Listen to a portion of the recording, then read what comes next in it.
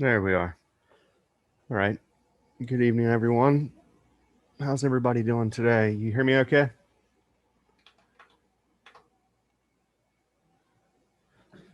Loud and clear?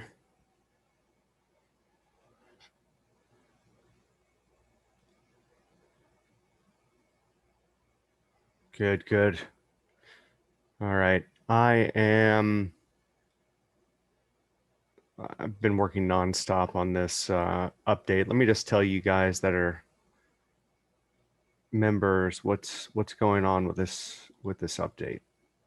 First of all, little housekeeping here. So we've got multiple toolbar layouts for you. Uh, a lot of people found that the one that I use is just a tad overwhelming. Just button city, basically. So it's a little bit intimidating if this is all brand new to you, understandably. So I've made all these different ones. Well, I made the first one, and then Constantine actually made the rest of them. So credit to Constantine. But this will be GSR. This is the beginner version right here. And this one will have no groups. Every button is a function. So to draw the one that I just had there, you would simply do that. See? And then that yellow trend line, all of these yellow trend lines are readable. Sorry, it's from this low, this big low,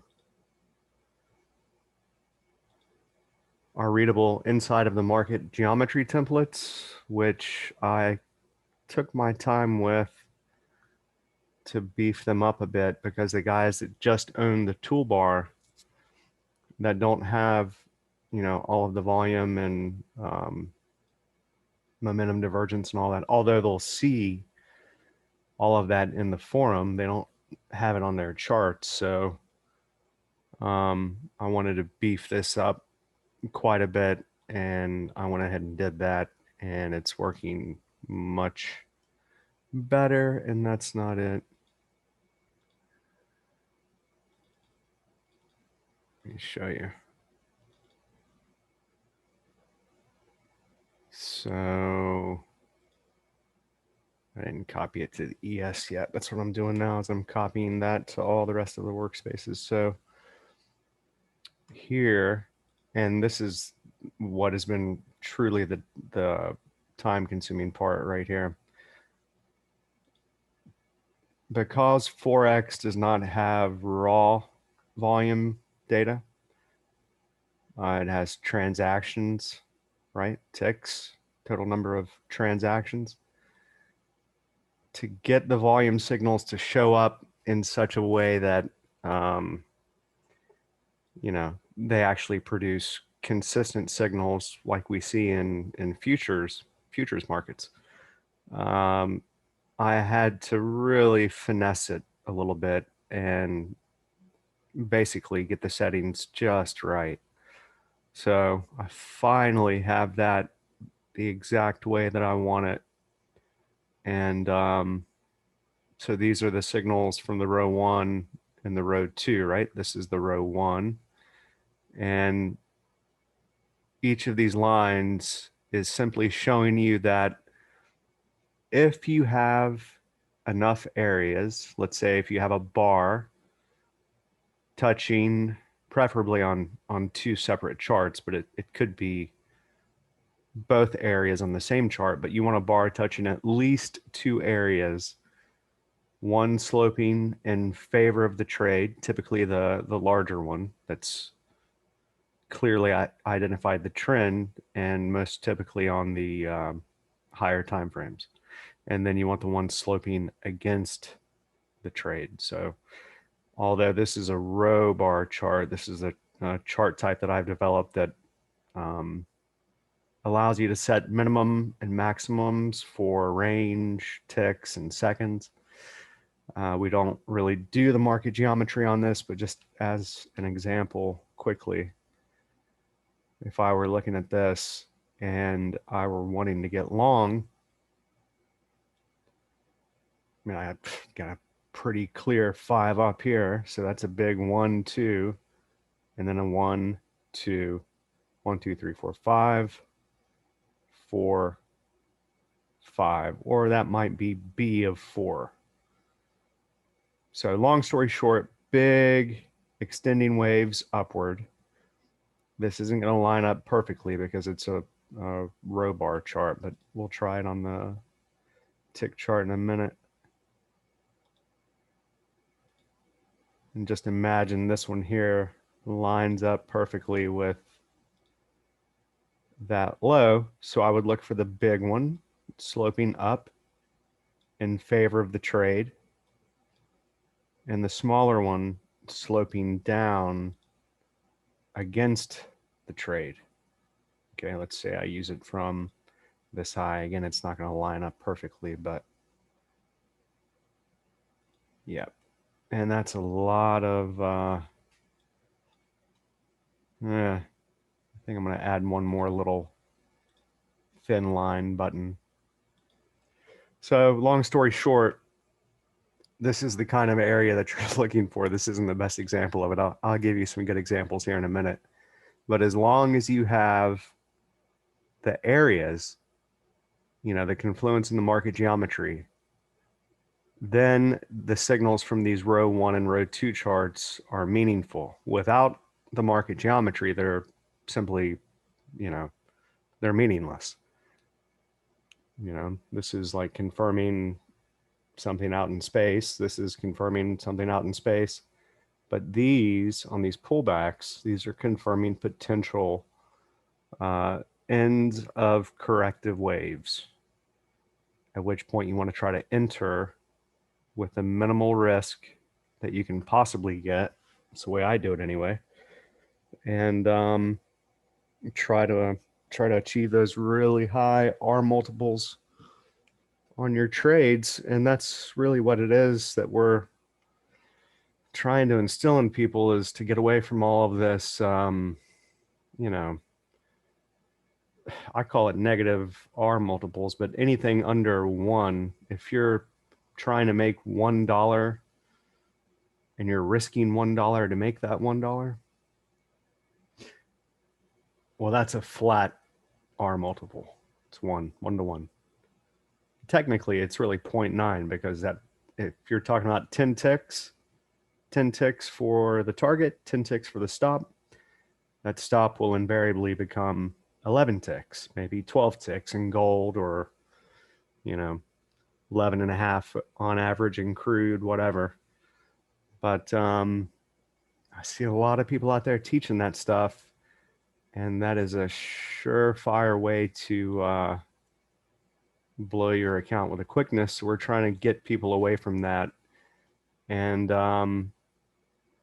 although we've had a couple of issues, significant ones, but taken care of now with the forum, I think we're in business now. I'm going to get this update out. This is going to be the final update for the year, and it's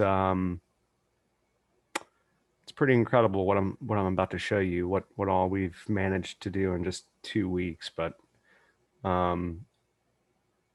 it's really nice. It's finally working the way that I wanted it to about 2.5 years ago, and totally stable, loads super fast. The only other thing that we're going to do this year, I mean, we're going to continue development, don't get me wrong, but this is the update for the remainder of the year. This is the big one. It's going to contain all of the different workspaces, all of the different toolbar layouts, rather than having to dig in here and figure out which workspaces have the tabbed minute charts. I've separated them all out. And yes, that was a nightmare. And I've thinned them down. I've reduced, uh, how much CPU it draws and load time and all of that stuff. I've removed a lot of the little indicators I had at the top that I intended for people to use in order to kind of troubleshoot why or why not they may or may not be getting a signal on a particular bar. Um, it's just overkill. Pretty much everything I do is overkill in a good way, though. I hope it's just the fact that I think I can do it 10 times faster than is humanly possible. And then I end up setting dates that are totally unreasonable. So yeah, I've got all of these separated out. I'm doing the same for the toolbar guys. And you'll all have this upgraded market geometry template, which is going to make identifying the confluence zones that much easier. And then with what we have on the forum now, so evidently there was some legacy code in a staging site that had some sort of a cron job. It was logging people out every 30 minutes. So that was a bit of a, you know, a dent in user experience, a bit of a buzzkill, but we've managed to sort that out. And now you can install it as a web app. But uh, I think there's an issue with that. We've got somebody looking into it. Evidently, Monday's a holiday for normal people. So he'll be getting in there on Tuesday and just double check that everything's working right. And I think the fact that you can, because you saw where I logged in, right? That's portal.tradetheplan.com. This is the members area.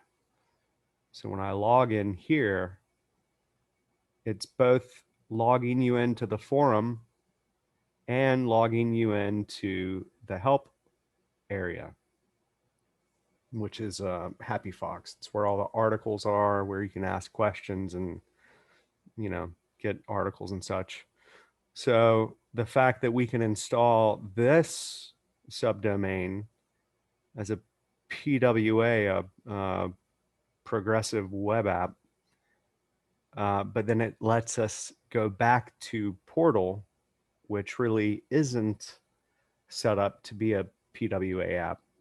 I think that's where some issues are arising. But nonetheless, you're not being logged out every 30 minutes now, so that's great. But you do have to log in once per day. So if you find that it's blank, you just want to go up here and log out. Click on right here, click your name, and log out. Actually, if you'll go to preferences, so we set it up to where you can be logged into 4 different devices at once. And it's just a guess, but it seems to me that people that are logged in from iOS and Android and Windows, um, they seem to have the most trouble.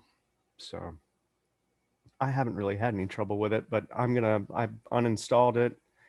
The name, I changed the name. I made it a little bit shorter. So if you see right up here, you can install this now as a web app. See, install app. So any Chromium, I was going to say Google Chrome, but many Chromium based browsers exist now. I think Opera, I don't know, I named a bunch of them last time. So there's a ton of different Chromium based browsers, but any Chromium based browser will let you install this. And then that's it. There it is. But the problem with this is you can right click and go back and back again. No, it's not letting me now. Maybe he's maybe he's already decided to disable that. That'd be great. I think he's one step ahead of me. That's nice. For a change. So this is where we're posting the analysis. And granted, I haven't been very active in here, to be quite honest with you, because I have been putting out fires like you wouldn't believe. We thought we were being hacked and, you know, just all kinds of crazy stuff. It just turned out to be some bad legacy code that was in a staging site.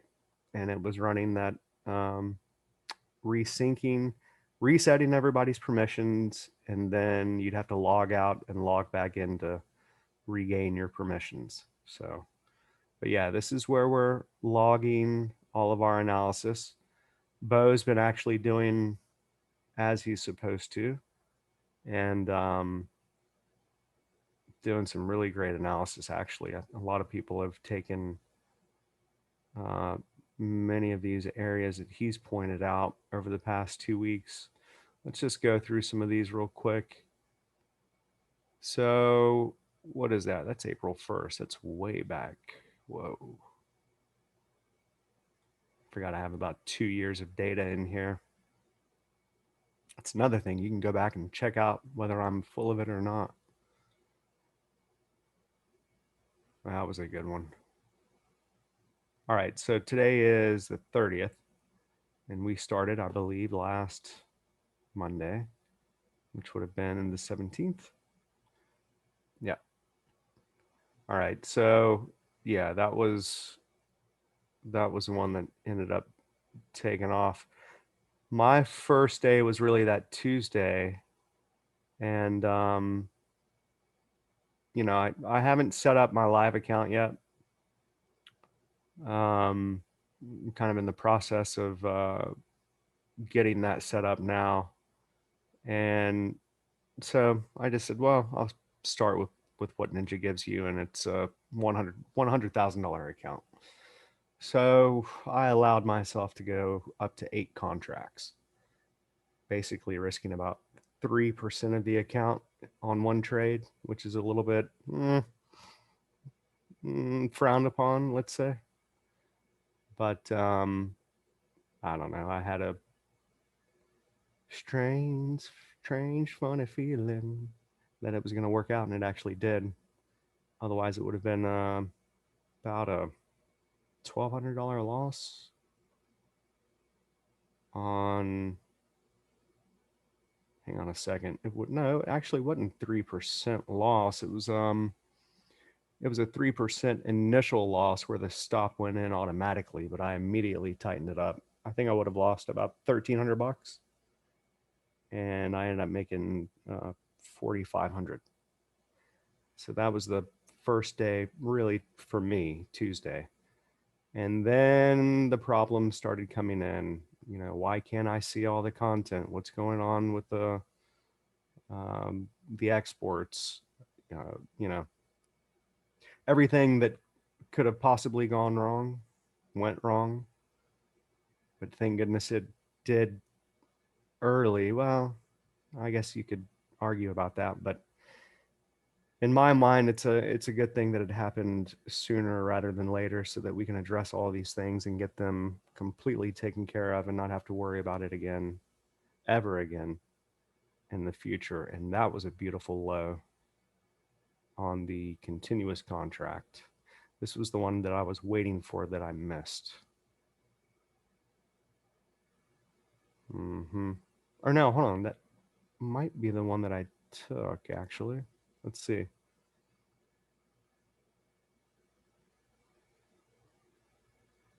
I'm going to show you how these come in now. So this is Bo. I'm going kind of fast through these. I'm trying to. Yeah, I did miss that one. That's the one that I missed. This is one that Bo shorted. I think a couple of other guys shorted in here. They posted. Yeah, there's Bo's short.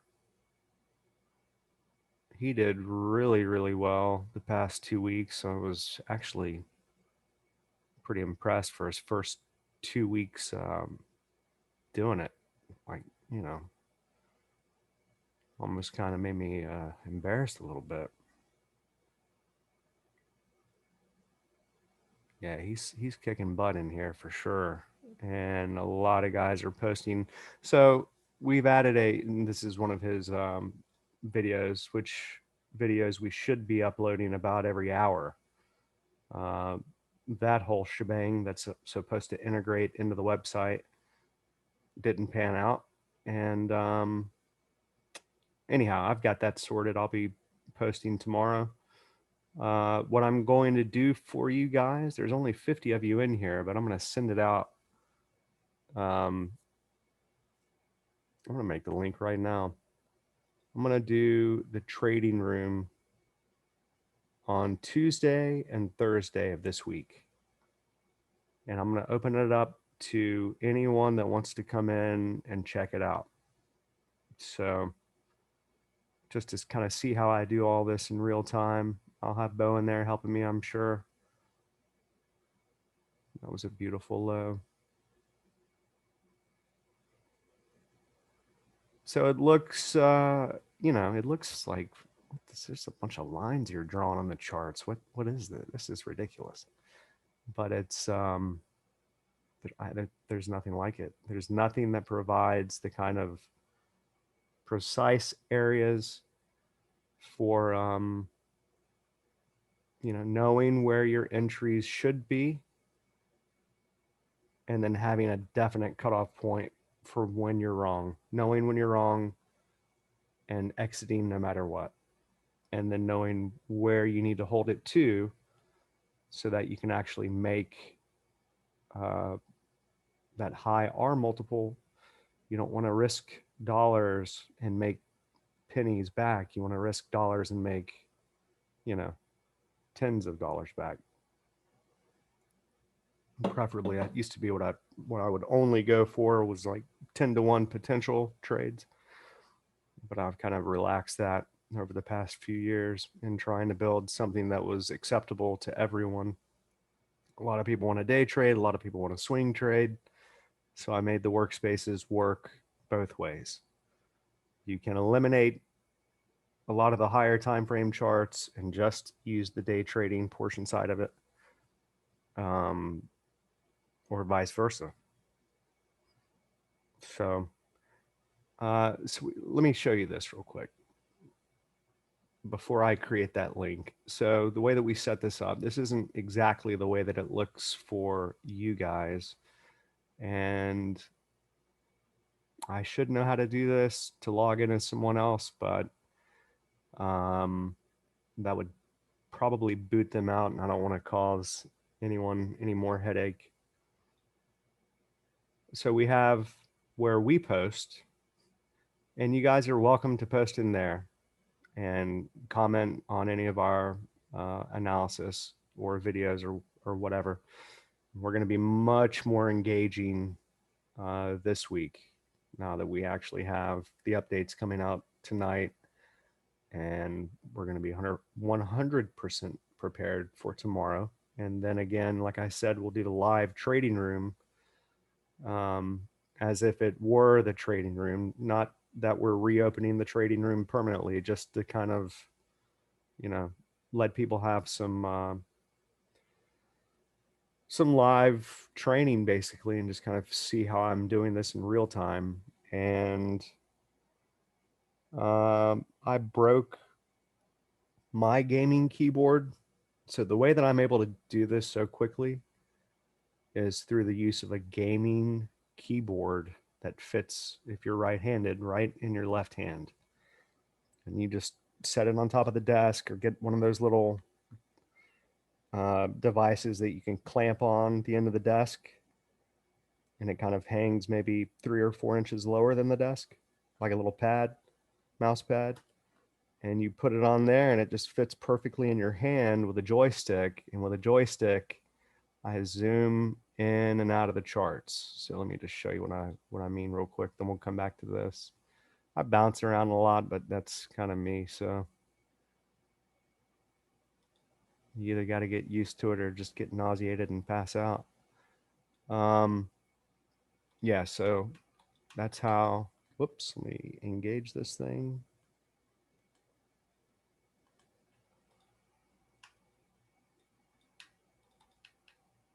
I don't know what's going on. My thing doesn't want to work now. Come on, baby.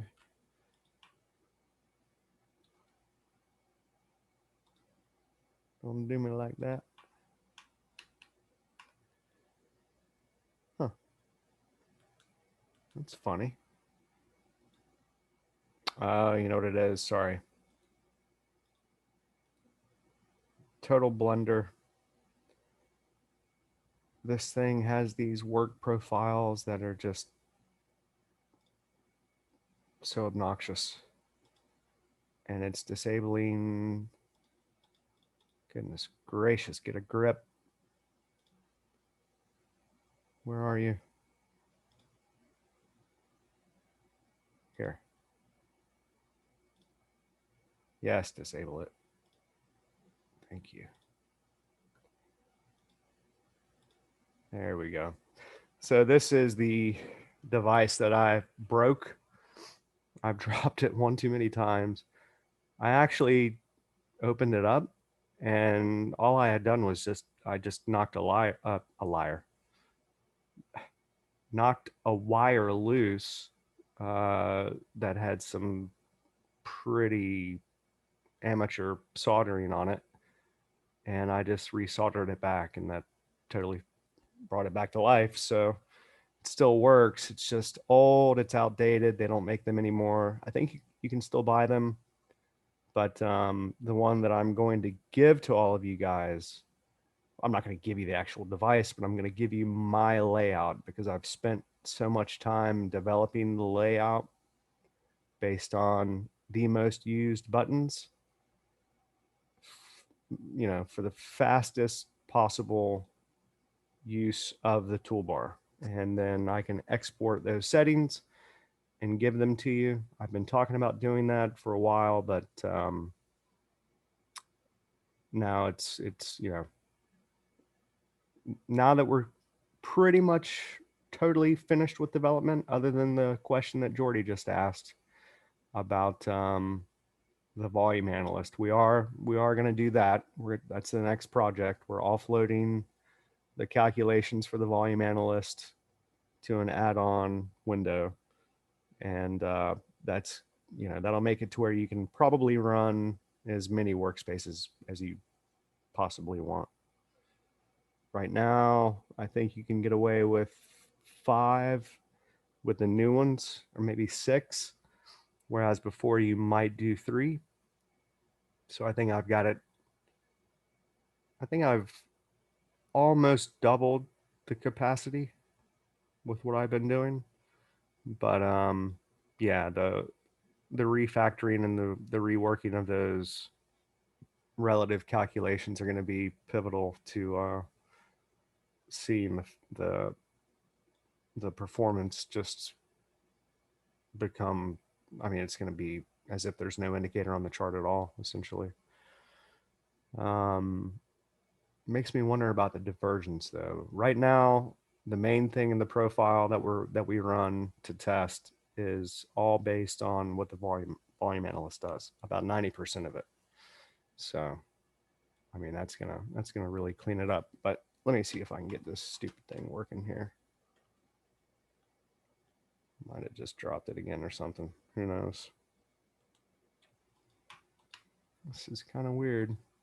Seems like only when Zoom is on. Anyhow, with the joystick, I'm sorry, it's because I have this layout. This is the simpleton layout. Let me get mine back in here.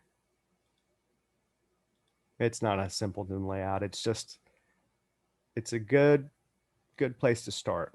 You don't need to, you know, do too much all at once. Otherwise you get overwhelmed. Definitely a good place to start.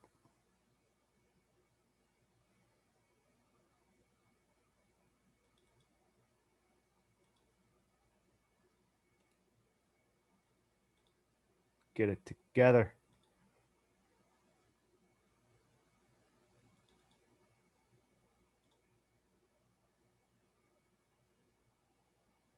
Oh, I was totally off screen. Anytime the toolbar, glad this happened. Anytime the toolbar goes totally off screen,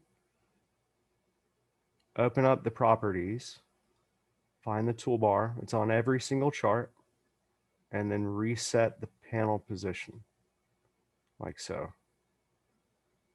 And then that'll line it up right in that 0, 0 top left corner of your main monitor.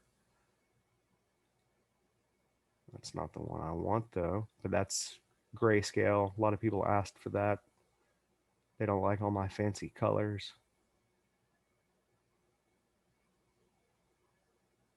I don't know if I'd call them fancy or just sissy. GR.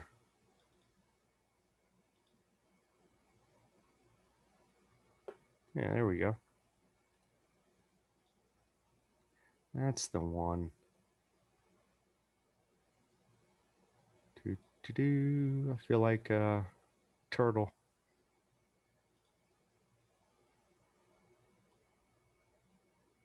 Moving just as slow as I can move, huh?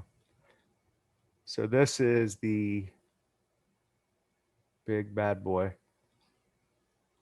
And you can make the group snap to it. See how it kind of snaps to it? But watch this. So many guys have asked for this. I've been wanting it for so long. This, remember how you had to resize it and you had to get it just perfect to make it look right? Well, once you get it the way that you want it, you just let go. And it snaps, which is the way it should have always been. Right? See?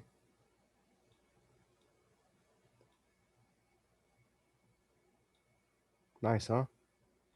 So these are the guys that are controlling that zoom that I've got set up with a joystick. So see, that's zoom in, zoom out, and you can set up as many levels for that as you want. But these are all just utilities to kind of help you perform the analysis that where we are already performing for you. The main thing that you're going to want to do is learn how to use this window manager. That's the most important tool, I think, in my professional opinion, because it lets some of you guys that have like 1 or 2 monitors save different layouts of your charts. And these workspaces that I'm providing here, well, this is a different one. This is the higher time frames workspace. But for instance, the new ones that I've developed for Forex, like this one, let's see, I don't know if that is the one. Yeah.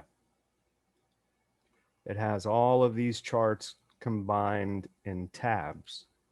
The thing is you can delete them really easily. You just mistakenly click on that X, but I don't know why they don't do this by default. Just go to Tools. This is the last sidetrack, I promise. I just want to show you this. That is probably the most important setting in Ninja that you'll ever find. Confirm on window or tab close, because then you won't have to mess up your workspaces. It says, do you really want to close this tab? No. And then because we have no hotkey from Ninja to shift from tab to tab to tab, you can save various layouts in these. Say I want to save this layout like so. I'll click it to save it. And I want to save this one in number 2. As long as it's set to handle charts, click to save. Number 3. Click to save. It's a little bit different when you don't I've got a ton of workspaces open, so this is going to be a nightmare, but let's try it anyway. Click to save. Let's just try those 4. So that should take us back to 1. See, yeah, I got too many workspaces open. All right. So what happens when I have so many workspaces open is it basically kind of confuses it. And this button right here will make it to where all of the windows from all of the different workspaces will come together as if it's one unified workspace.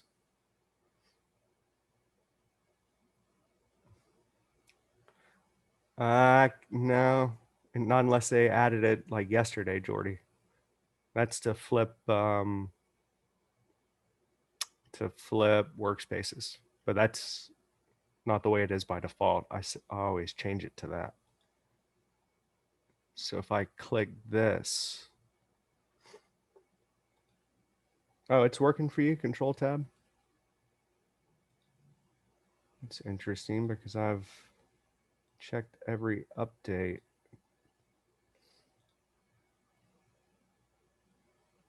Yeah, double check that because I always set Control Tab to next active workspace. And if it's already taken, then it won't let me set it to that.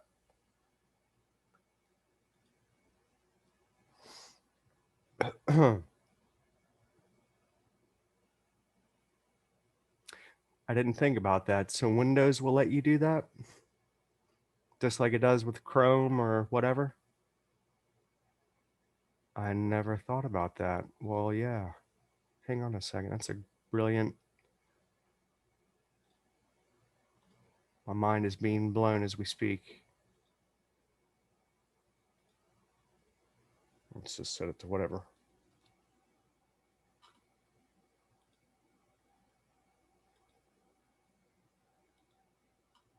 Everybody out there is like, come on, Daniel. Do some freaking analysis. It's coming. It's coming. All right, let's try this. Holy mackerel, Jordy. You little angel. Goodness gracious. I never would have known that. Well, that's wonderful. So just as in Chrome or any other web browser, really, you can Control Tab right through all these, right? See? So evidently you can do that in any program in Windows. Pretty cool. Thanks, man. It's a pretty awesome one. So the thing with the window manager is that if you have a lot of workspaces open, you have to combine them. It's not combining them in the way that you think of it. It's not merging them together. It's the way Ninja handles the workspaces is it just simply separates out the windows. That's all it does. It's hiding some and it's making visible others via a name. It's very, very simple stuff. And we're just simply unhiding the hidden workspace or the hidden windows by clicking this button here. Click to show all windows right there. And then once you've done that, then you can set it like so. Let's get a bigger one.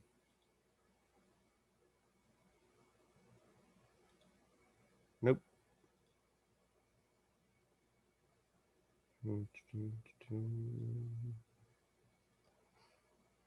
Any day now.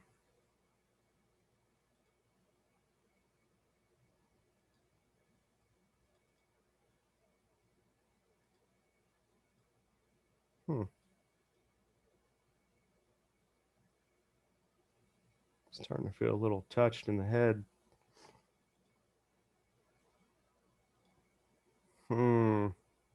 Well, at any rate, you get the idea. Not really, but kind of. I can set it like this. Save this as 1. Save this one as 2.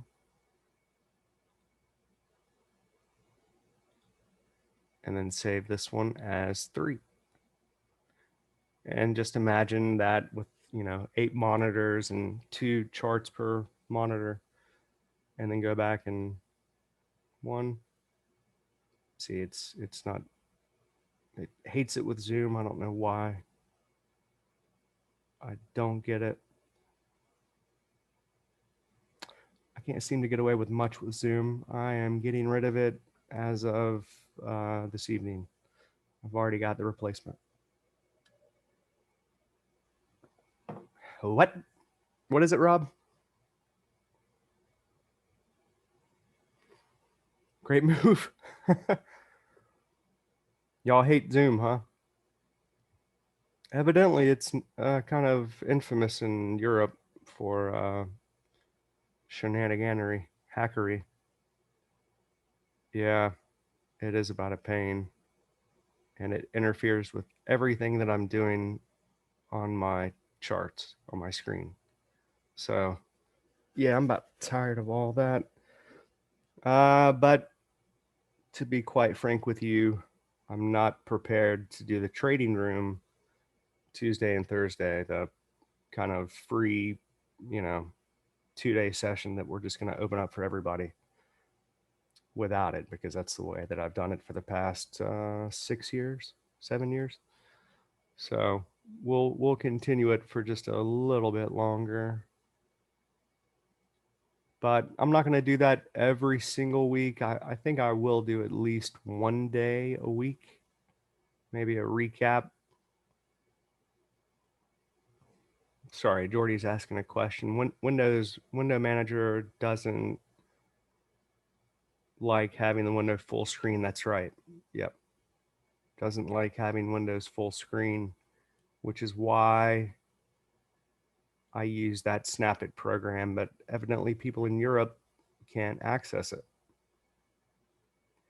Um, I don't know of another program that actually works with Ninja, you know? So basically, you would have to maximize it and then pull it off and then just kind of fine tune it into place. Most of the time, you're putting 2 charts per monitor anyway. So you can use the window key to the left of your space bar and then tap the arrow right. And then for this one, I'll hold down window with my left hand to the left of the alt and left of the space bar, and then tap the left arrow key. See? So that is the way it likes it. It's basically set to restore in this setting, I think. And then if you click it, it maximizes it. And then if you double click it, it brings it back. Yeah, that's the part that's weird. When it brings it back and it brings it back in a different position, then you just drag it into position. And from that point on, you can double click it and double click it again, and it'll go back. Yeah. All right. Cool. All right. So let's go through some of this with the import manager. But first, let me go through this a little bit more, because this is what I wanted to show you here. So for you guys to make it, we want this to be a community where people are kind of helping each other out, not just simply imbibing, but uh, also, participating and uh, helping your fellow brother and sister. So we want to get that participation going, and in order to facilitate that, we opened up a separate thread for each market, and we're going to add a couple of more markets here pretty quickly. We're going to open up the NASDAQ room. For right now, uh, anything that's not listed here, CL, 6E, ES, will go to this other markets. So I want to make sure that you guys can see that. If you can't, let me know, because you should be able to see that by now. But for each one of these, there's also, so there's crude oil futures where we post, and then there's the member discussion. So as long as you're not posting, crazy pictures of who knows what, um, there's Roard. He got that. When is that? Just a little while ago? Oh, 5 days ago. Okay, that's a pretty nice entry. I don't know if it worked out or not. Yep. Oh yeah, nice. Yeah, so this is where anyone can upload anything they want. And all you have to do is set the screenshot button to upload the image to the Trade the Plan forum. You check that box. And, before we didn't realize how the bitmap worked. And we had it set to file and copy to clipboard. And it would just paste a black blank nothingness.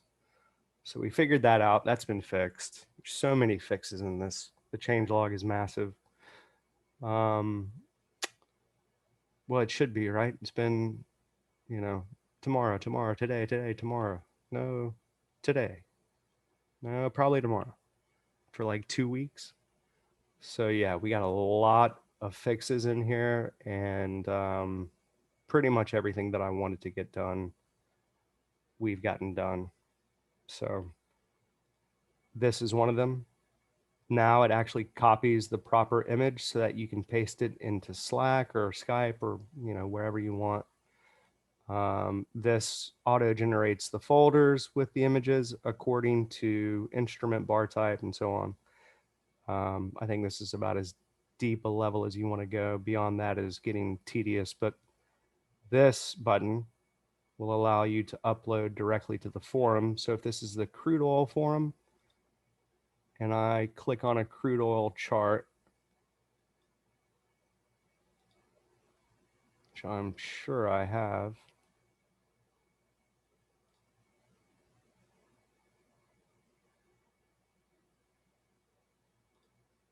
It automatically sends it to the right forum.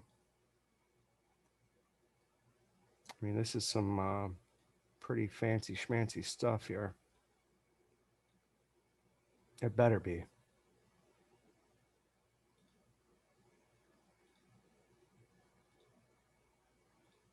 So I just click it, click the chart. Oops, I'm sorry. You didn't get to see it. So I click it, click the chart. Yo, check this area out, bros.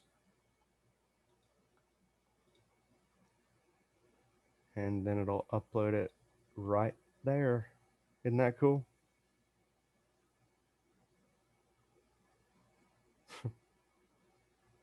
Pretty neat stuff. Pretty neat stuff indeed. So as long as we can maintain the whole, people not getting booted out thing, which it seems to me he has taken care of it. Let me. Did some of you guys say that you were still having a problem? Not to dwell on issues here, but it's not exactly a wonderful thing to do. But I want to help you. So if you have a problem, let me know, please. Yeah, Mick, I'm still using that garbage. I had to do something, and I don't have any more money. Can you lend me some money so I can buy something good? A good antivirus? Can you lend me $5 so I can get a sandwich?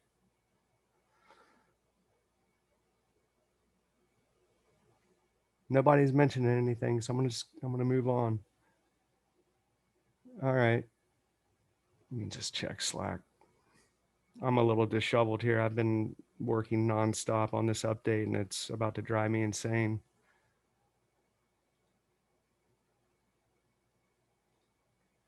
So if I'm all over the place, well, what else is new?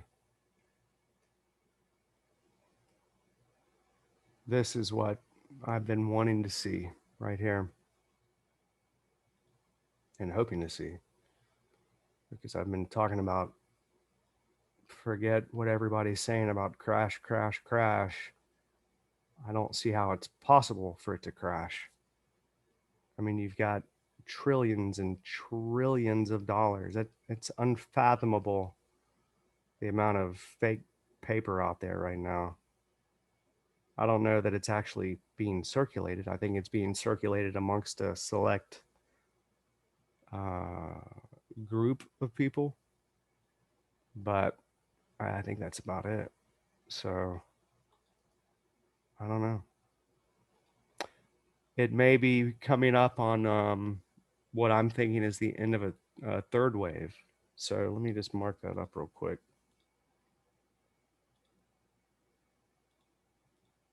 This is where I'm expecting it to go up to.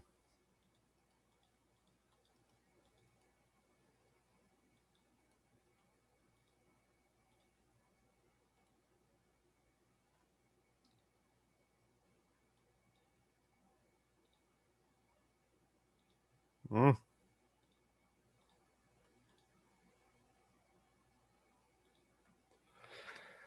Yeah, I don't really like calling that this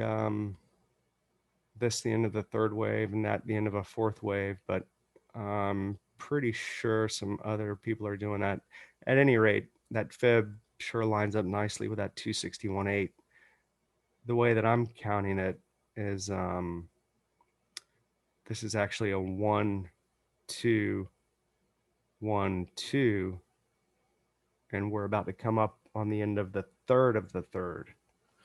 So after which point I'm expecting some really significant down and up and down and up, big swings back and forth, chase everybody right out of this thing, and shortly thereafter top out sometime maybe in October, late October. Not sure. If it is going to do a high, from the limited studies that I did on bear markets and crashes and stuff like that, exactly like that. From the studying that I did on crashes, the majority of them began, I think it was the third week of October, right around the middle towards the end of the month. Or if it didn't begin then, um, the flash crash or the really, really fast move would occur at some time in October. So if we are indeed coming up on a fifth wave high, which would only make sense if this is a fourth wave expanding triangle, as we've been saying for, I don't know, since back here, as was, as were all the guys at ElliottWave.com, until it started going down. And then they said, oh, no, the high is in and it's going to go down to zero. Even after they printed the 7 trillion or 13 trillion, whatever it is. I think it's 21. I don't know. It's a pretty big number. And they don't actually tell us the real one, so whatever. But yeah, I'm looking for within the next 2 weeks, maybe less, maybe by the end of this week, right up here. So it's a bit of a funny slope here. You've got at least 3 working slopes. This is I think the most important one. So by the looks of it, we'll probably be throwing over this 3640-ish and making it up to the top of that channel. Just make sure I've got this. Let's do this on a little bit smaller chart, actually.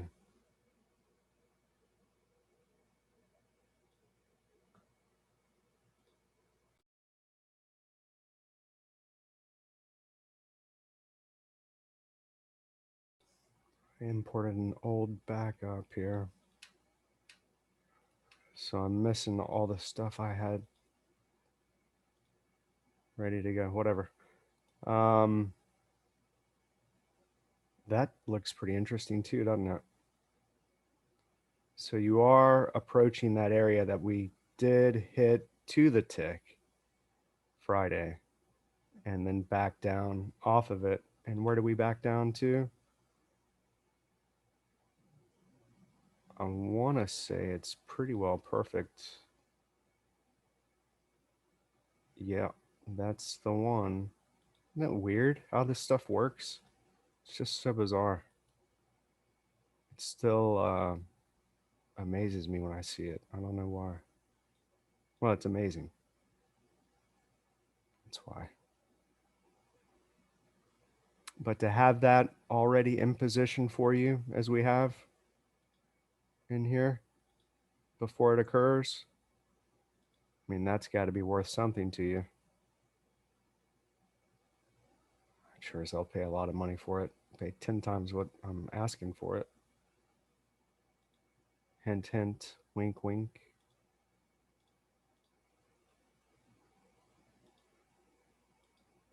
Yeah, this is the only thing I didn't really like about it. I think it did line up pretty well perfectly on the tick chart, though. We'll look at that in a second. But yeah, the down sloping channel, not so much. But again, that's why we use both minute and tick charts. So where's my big tick two? Yeah.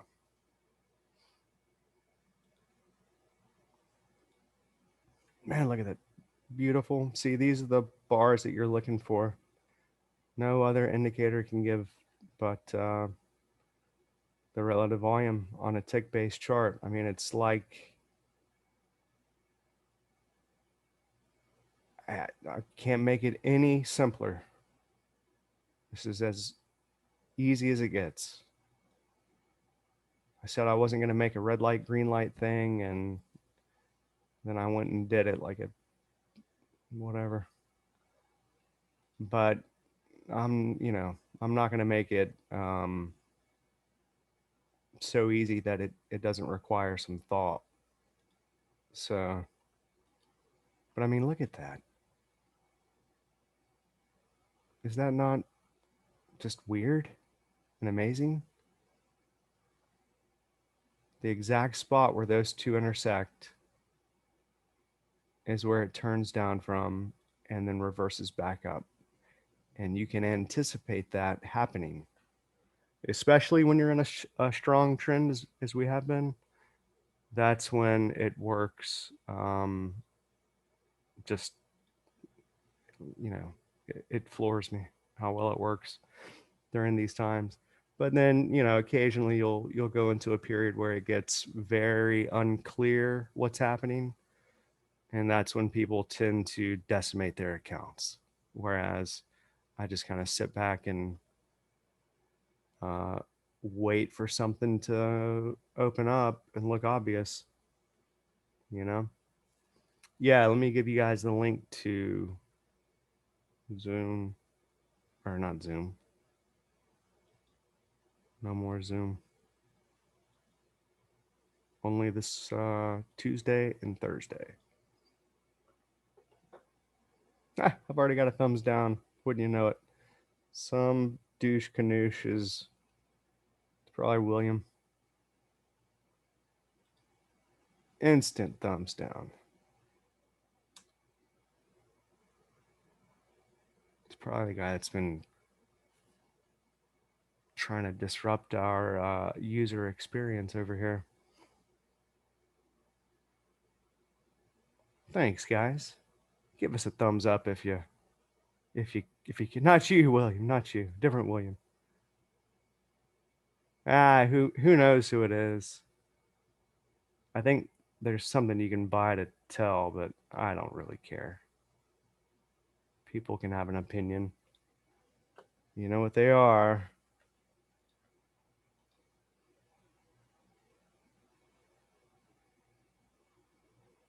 Can't remember how's it go? They're like Something I can't remember.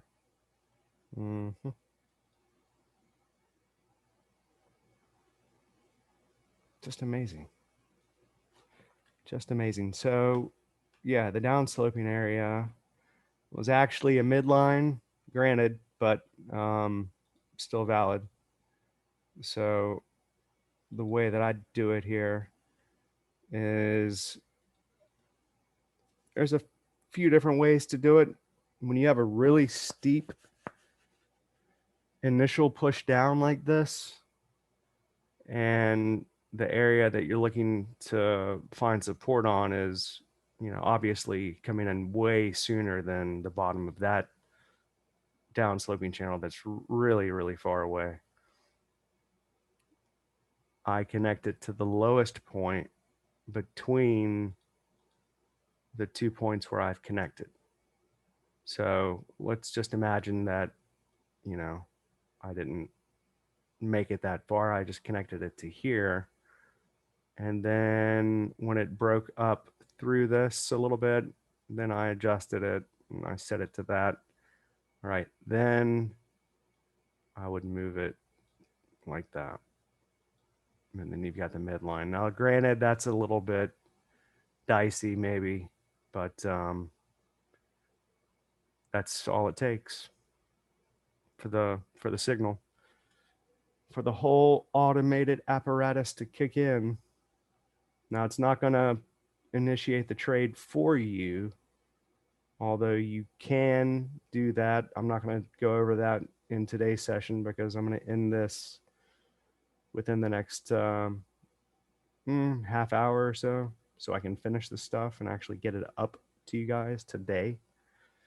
For once, it's just, man, it's a lot of files, and I got to go through every single one of them, and half of them you'll probably never even use, but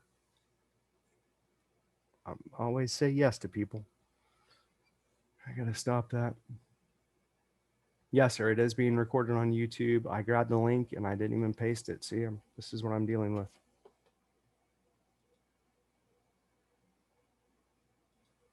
Head full of doubt.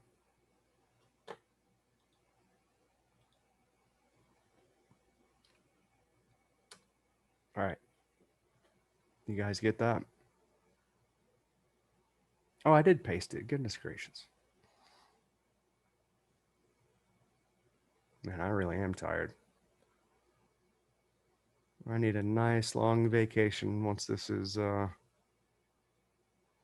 and running properly. And actually, I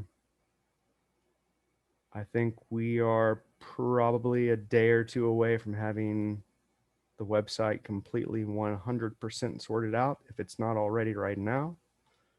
And the software that I have in my possession is going to knock your socks off. So this is how it now works. It's really quite fascinating, really. You have the ability to set alerts, and you can get real crazy with it. I tried to go over this last Sunday, but you know, we still had some issues that have all been corrected. The authorization for the licensing is way simpler now. Tried to install a virtual machine, but yeah, that's not going to happen today. To show you on the virtual machine exactly the way it looks. It will happen today because I'm going to record a video of me doing that just to show you how to do the new install. Right when you install it for the very first time, or after you uninstall all of your existing software. So you will have to uninstall everything TTP, but that's okay, right? Because it backs up all of your templates and workspaces into this folder here, installation backups. So you'll have all of your workspaces and templates backed up there when you uninstall, and then you'll run the new installers. And right when you open up one of the workspaces or any one of the tools, the authorization interface window opens up, and now with it, an actual pop-up with the instructions. So this was a bit of a conundrum for some people. It wasn't very clear that it's actually going to be emailing you a confirmation code. So now that's all crystal clear.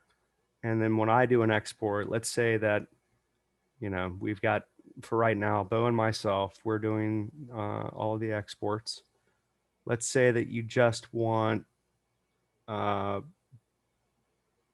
for instance. Let me open up actually another workspace. I'm not seeing his objects here. Oh, I'm on a different server. Sorry, I'm on the test server. Okay.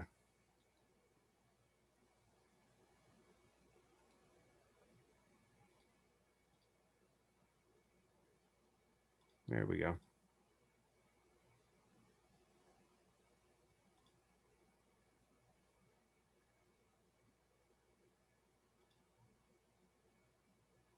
Perfect. This thing has gotten amazing. So this is where you'll do all of your alerts for your lines. If you want to set email alerts, you'll set those here separate from the email for Analysis Live. Okay, and this is the server check. We're on server 0 at all times until notice is given on the forum and on the charts, actually. So you can make it open up automatically, the import manager, right when you start up. And then you can also place the import manager button on the tool strip. See it right there? So if I didn't have it open and I wanted to open it, I can now open it from right there, which is really pretty cool. And we've made it much more logical as far as the flow of all of this, which I kind of went into last time, but it's now ready for delivery finally. Not finally because of him, but finally because of me and my having to make every single workspace and template improved somehow. I don't know that I can actually improve them anymore.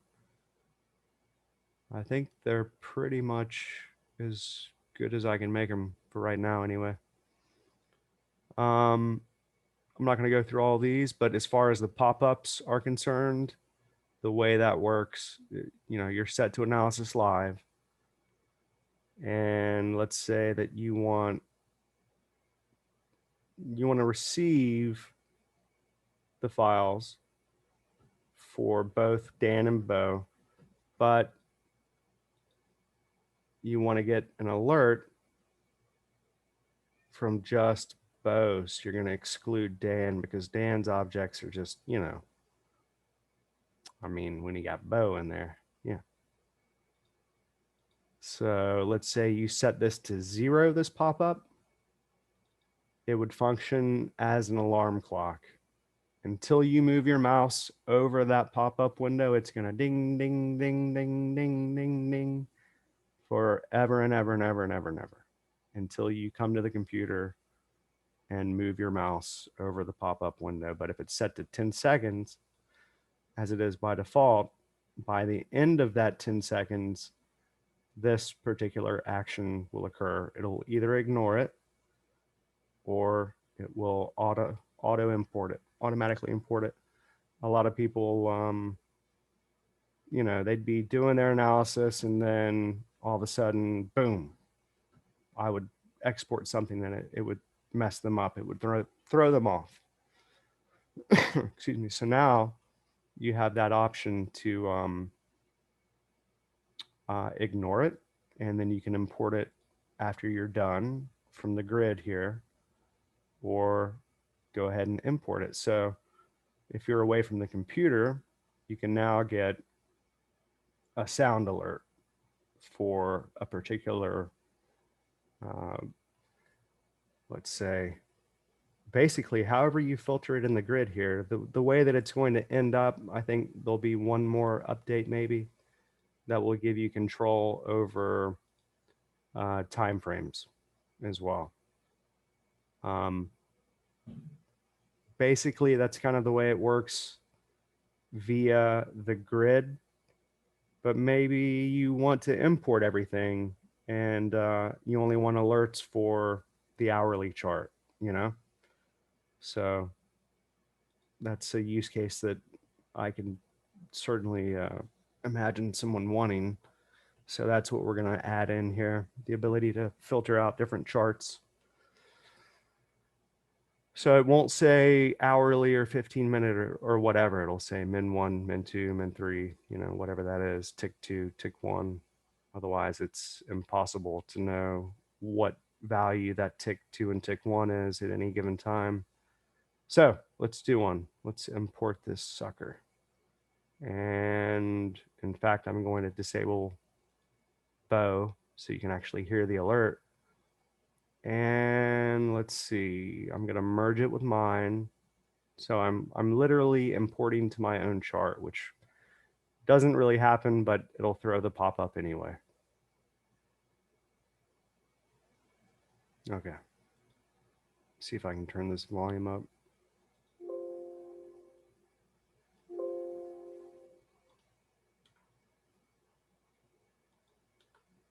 Oh, I don't have the export button on here. Hang on one second. About as prepared as I've ever been.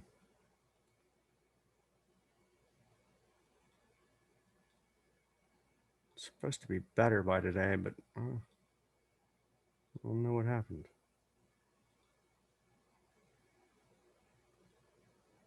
This freaking update, I tell you.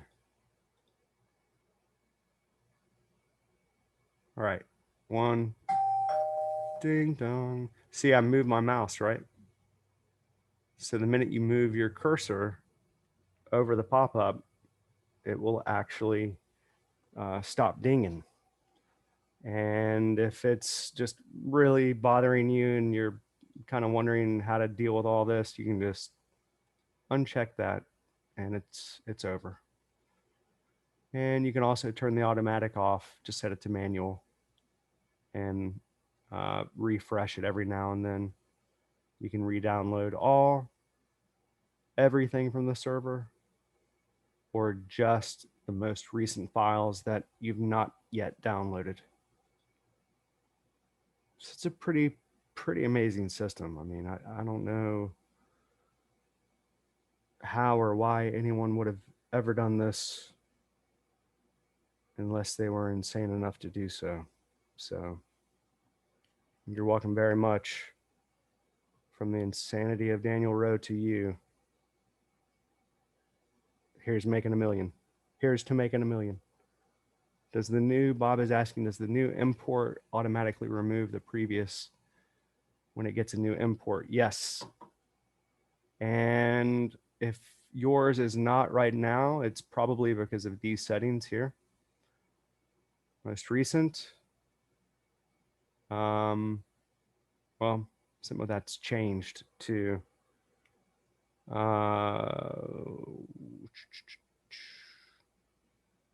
yeah, you know what? You might have it set to import local, and in your version, I think it'll say server files, local and subscription, actually. Make sure it's set to subscription only, because if it's set to local and subscription, then you're kind of getting a double whammy.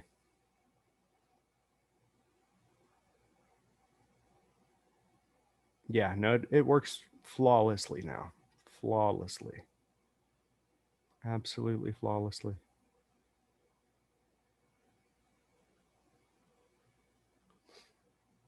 Yeah, Analysis Live is replacing the trading room, but I'm going to do at least one session a week. This week I'm going to do 2. I'm going to do Tuesday and Thursday. Let me just write that in here.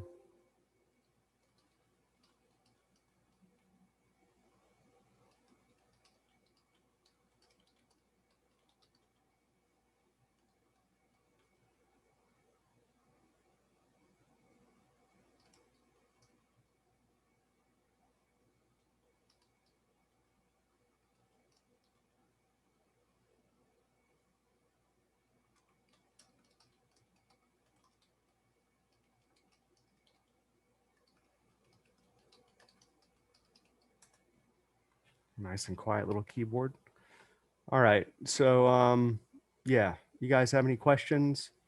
I wanted to go through so much more, but I've been just buried in these files, and to be quite honest with you, I dreaded having to stop and do this. Not because I, dreaded having to talk to you guys.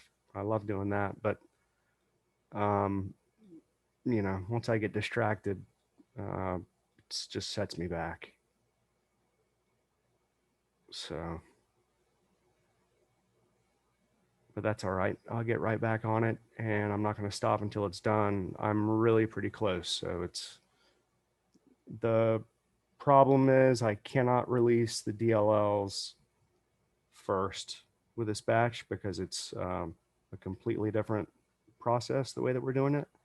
But from this one forward, anytime there's a new update of any kind, even if it's a simple one bug fix, that new DLL installer will go up on the site within minutes automatically. At least we're going to try to make it automatic. Yeah, Harold, I'm going to open up the trading room Tuesday and Thursday. Let me go ahead and make that link so I can display it here also.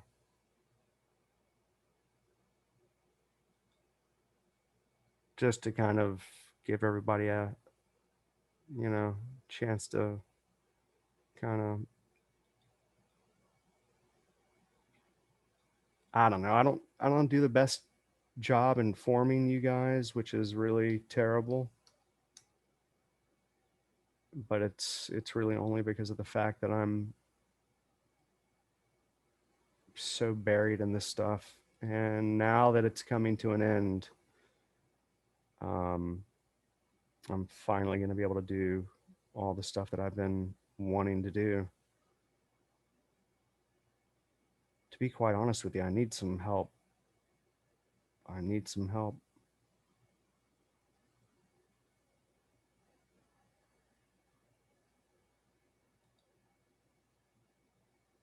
I'm just going to make it a webinar. Yeah.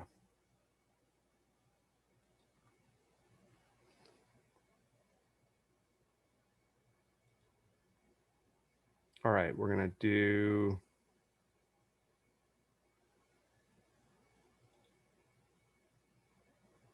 act like it's a training session, but it'll be Tuesday. What is Tuesday? The 2nd? It's the 1st of September. Hang on a second.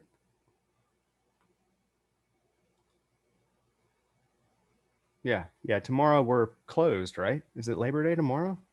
When is Labor Day?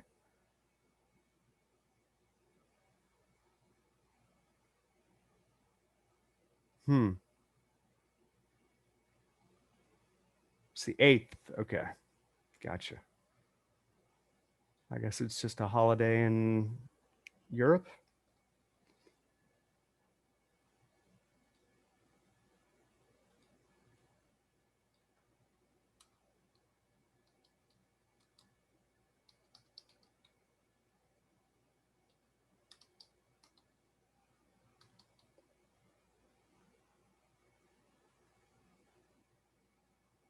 Seventh. Yeah. Okay.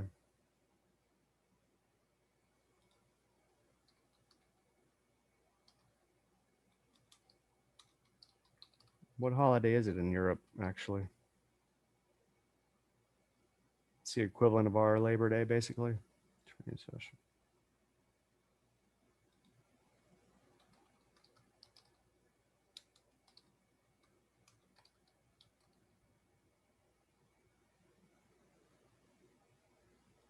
All right, we're going to start at 7:30 in the morning Central Time and go till about 10:30, maybe 11.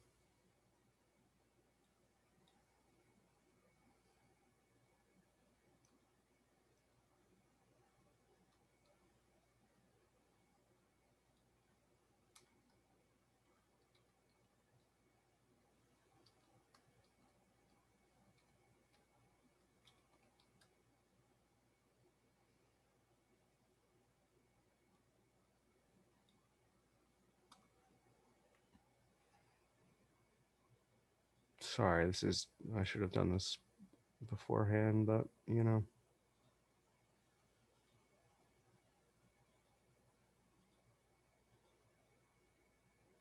You know me.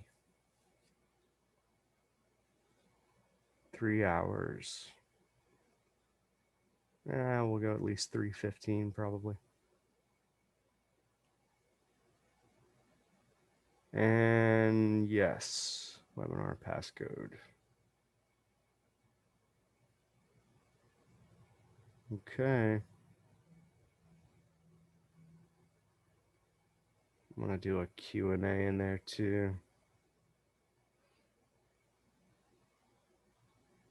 Only authenticated users can join.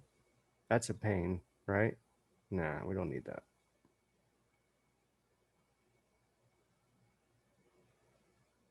Okay, I got it. There's no description in there, but I don't think it's necessary at the moment.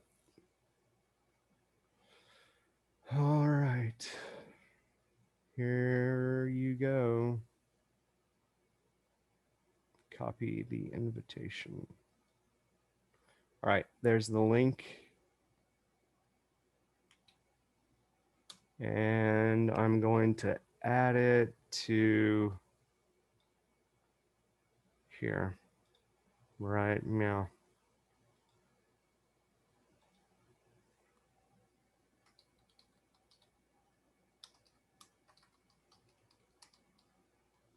I can't see.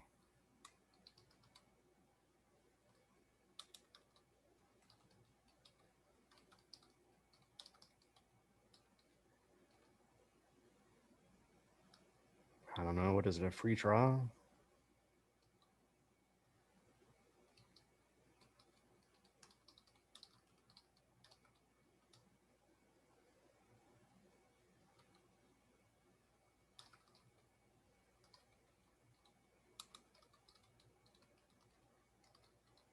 There you go. Perfect. Okie dokie. Well, I could have done a lot more and should have, but you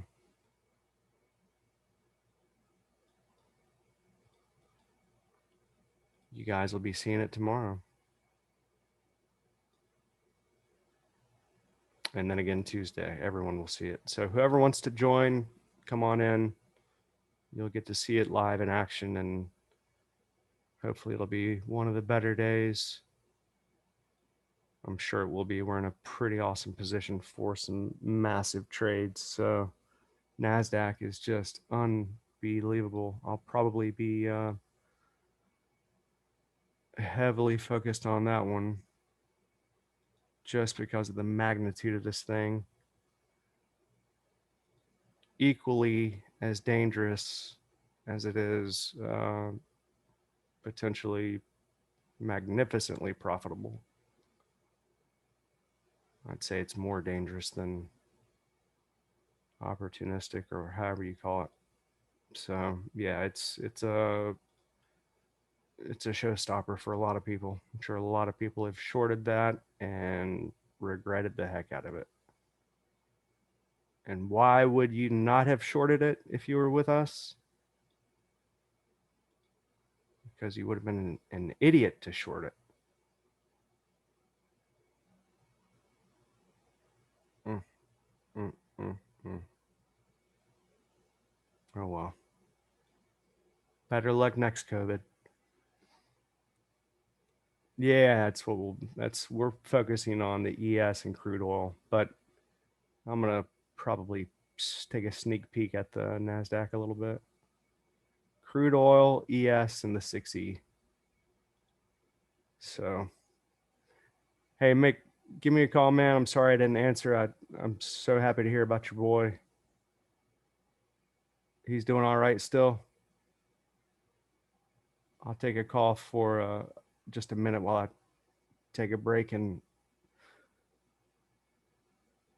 just get up and move around for a minute and then come back and finish if you're still there. Mick's son had brain surgery. He's good? Good. Awesome. Yeah, give me a call. All right, you guys, I'm going to shut it down. I know it's a hodgepodge of a session, but so be it. My focus is on taking care of our customers. Believe it or not, you guys, you customers of ours, you members, you part of the TTP family. I do care about you, and I am working diligently on this stuff like you wouldn't believe. It's just taking a very, very long time. And these files are just massive. So, yeah, call me Dad. Daddy D. Yeah, I do. It's ridiculous. I don't know why I say yes to all this stuff, but I do somehow. I got to stop it. People got to pay for that thing. You want it, you got to pay for it. I'd say there's so many now that um, they're pretty much all covered. At some point, we will have an automation tool to copy one workspace to another, but if we get to the point to where we kind of program out what's in the Bloodhound templates, then it won't be nearly such a arduous task, you know. Plus, it'll be way more precise. I think I've kind of maxed. I've taken not Blackbird. Blackbird is pretty awesome, but I've taken Bloodhound to its limits with what I'm trying to do.